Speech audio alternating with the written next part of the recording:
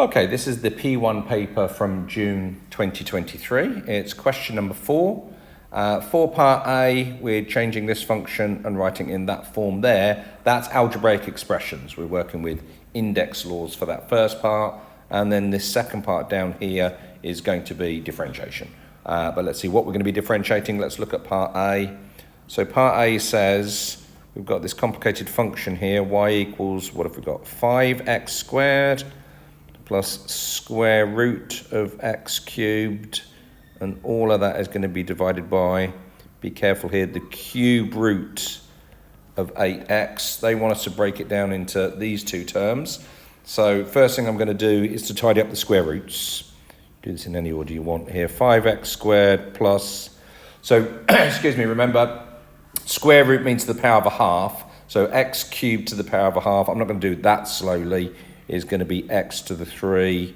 If it's to the power of a half as well, is going to be 3 over 2 there. And then the same thing with 8x. 8x, the cube root simply means 8x to the power of a third there. So once we've done that, it's up to you the order in which you want to do it. I'm going to tidy up the denominator there before I split them up into the two terms.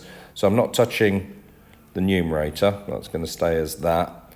But all I am going to say is that 8x to the third is the cube root of 8 and the cube root of x, but the cube root of 8 I can do. I'll do it on the calculator, you should know it.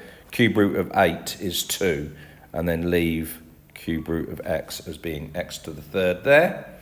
Now I'm going to split up into the two separate terms, so I'm going to have 5x squared over 2x to the third, and I'm going to have x to the 3 over 2 over 2x to the third. So we're nearly at what we wanted. The constant, 5 divided by 2 is just going to be 5 over 2. And the powers, x squared divided by x to the third, we take away the powers, don't we? So x to the 2 take away a third is 5 over 3. And then half for the other one, taking the constant out. And x to the 3 over 2 take away a third. You can do it on a calculator. You've got calculators available for that. That should work out to be x to the 7 over 6. So that's the first part. Make sure your handwriting's nice and clear with these, the indices, making sure they're clear what they are. So that's part A. And then part B, and just check we've got it in the format that we wanted up here. Yeah, we've got AX to the P, we've got BX to the Q there. So yeah, that's exactly how I wanted it. Then part B, if we read through it, just find dy by dx. Okay, so finding dy by dx is just differentiating. So differentiating, multiply by the power, take 1 off the power. I'm going to do it quite slowly.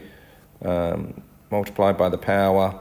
Taking 1 off the power, taking 1 off 5 over 3 is going to give me 2 over 3. So a little bit slow, but that's fine. Not in any rush to get this finished. And then the second one, multiply by the power. Take 1 off the power, taking 1 off 7 over 6 is going to give me 1 over 6, and then just tidy this up all properly.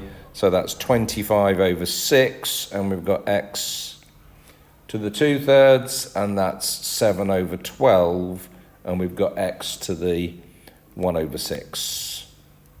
Relatively straightforward question. Just make sure you don't make any silly mistakes with that one. Okay, hopefully that will make sense to you.